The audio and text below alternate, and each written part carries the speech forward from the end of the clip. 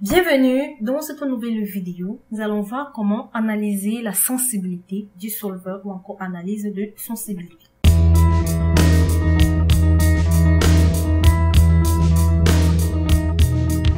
L'analyse de sensibilité vous donne un aperçu de la façon dont la solution optimale change lorsque vous modifiez les coefficients du modèle. Une fois que le solver a trouvé une solution, vous pouvez créer un rapport de sensibilité. Donc, pour cette vidéo, nous allons tout simplement utiliser des cycles de commerçants où nous avons les bénéfices unitaires par rapport au vélo, les cycles moteurs, les sièges pour enfants. Nous avons également la capacité par rapport à chaque article, que ce soit les vélos, les cycles moteurs ou les sièges pour enfants. Nous avons également les espaces de rangement qui est pour les vélos 0,5, pour les cycles moteurs 1 et pour les sièges enfants de 0,5 également. Nous avons les ressources utilisées, donc j'ai nommé cette plage pour les ressources utilisées. Et également, nous avons les ressources disponibles qui sont tout simplement inférieures ou égales, qui sont supérieures ou égales aux ressources utilisées. J'ai également déjà nommé cette plage. Nous avons également la taille de la commande.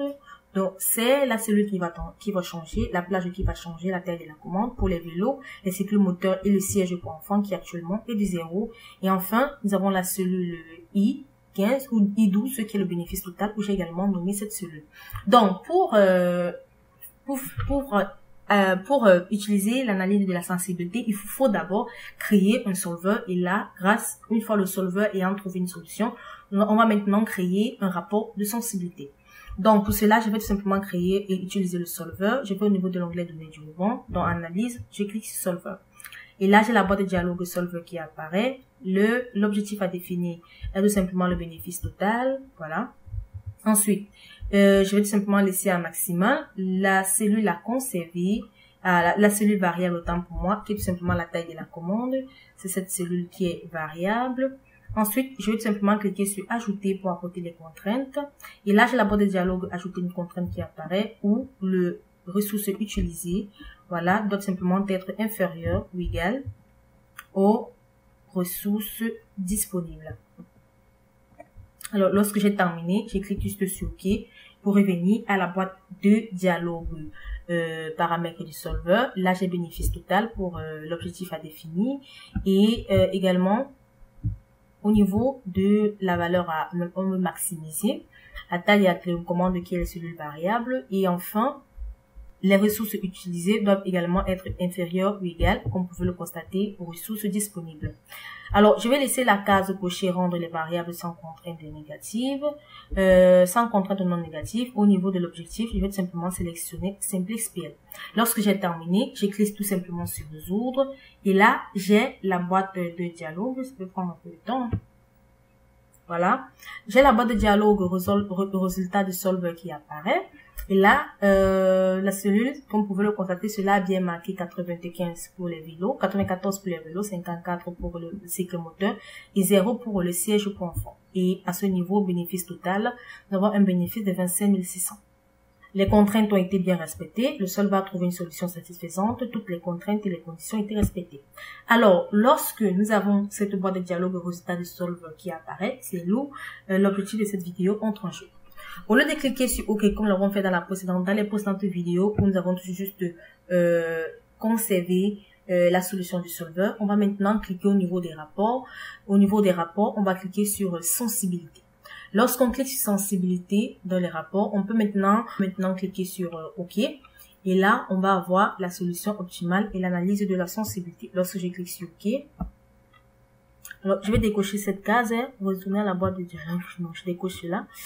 Donc, conserver la solution du solver et sensibilité. Alors, ensuite, je clique sur OK. Je vais prendre également un peu de temps.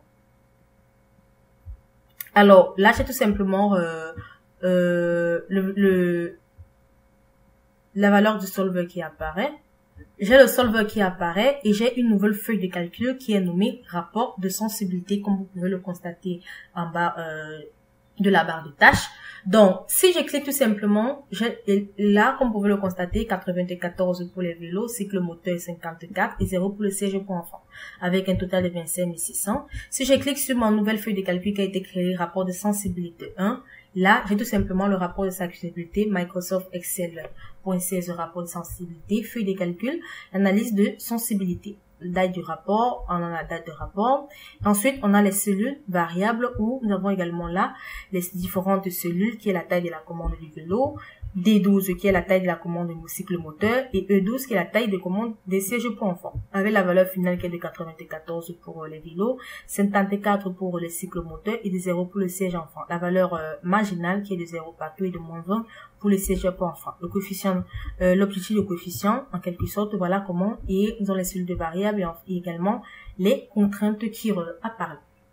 Alors, si nous revenons à l'analyse de la sensibilité, vous allez tout simplement comprendre qu'il est optimal de commander 94 vélos et 54 cycles moteurs. Cette solution donne tout simplement le profil maximal qui est de 25 600. Cette solution utilise toutes les ressources disponibles, c'est-à-dire 93 000 au niveau des ressources utilisées, qui est également inférieur ou égal aux ressources disponibles, et 100 pour les ressources utilisées, voilà, au niveau des épargnes de rangement, qui est également égal aux ressources disponibles.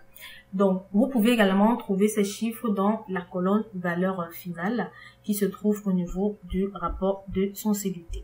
Alors, à présent, nous allons tout simplement analyser, n'est-ce pas, les différentes cellules.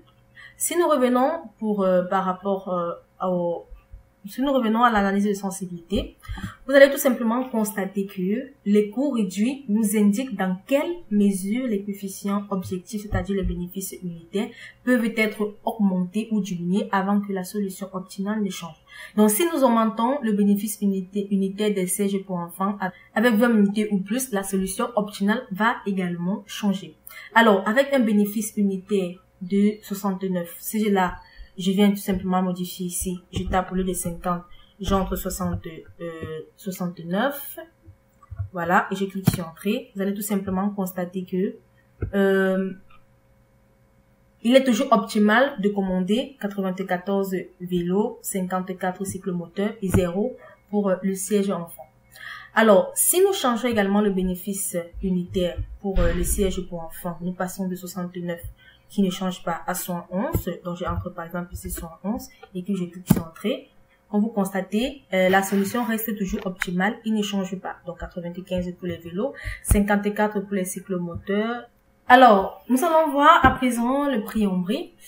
Les prix fictifs nous indiquent dans quelle mesure la solution optimale peut être augmentée ou diminuée si nous modifions tout simplement les valeurs de droite, c'est-à-dire tout simplement les ressources disponibles, et avec une unité. Alors, avec 110 unités de stockage disponibles, 101, autant pour moi, unité de stockage disponible, le bénéfice total est de 25 600.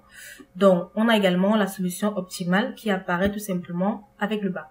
Alors, par contre, avec une unité, si nous entrons par exemple là, une unité de 110, autant pour moi. Donc, au lieu de 101, si nous entrons par exemple une unité de stockage disponible à 102 l'unité, que j'appuie sur Entrée, à 102 l'unité. Également, à ce niveau, si j'entre ici 102 l'unité, ça veut tout simplement dire que cette valeur doit également être modifiée. Donc, pour cela, au niveau de la cellule C, E7, donc on va modifier tout simplement les tailles de la commande.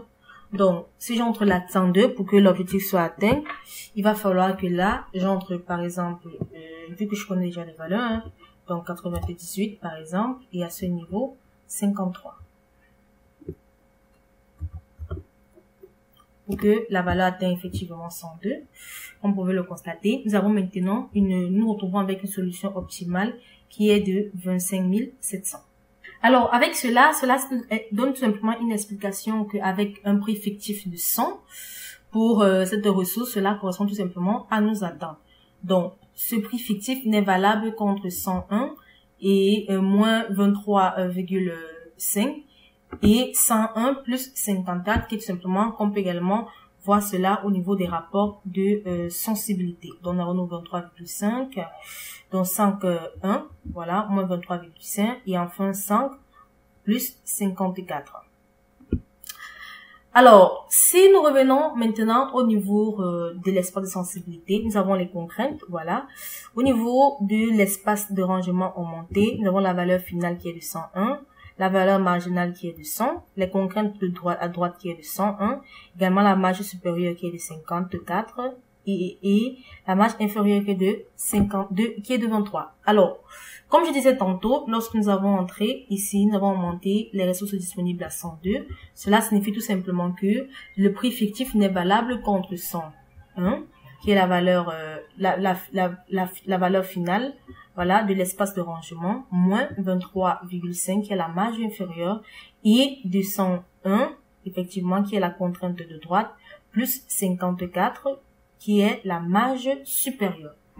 Alors, et actuellement, en plus des contraintes, on a également les cellules, voilà, la taille du vélo qui est de 94 pour la valeur optimale, voilà, la marge inférieure qui est de 0,0 et moins 20 pour la taille du siège pour enfants, le coefficient de l'objectif de coefficient qui est de 350, la marge supérieure 66,6, 20, et là, la marge inférieure 12,5 pour la taille du vélo, 100 pour la commande de vélo, 100 pour la commande de cyclomoteur, et enfin, un exponentiel plus 30 qui est la commande de siège pour enfants.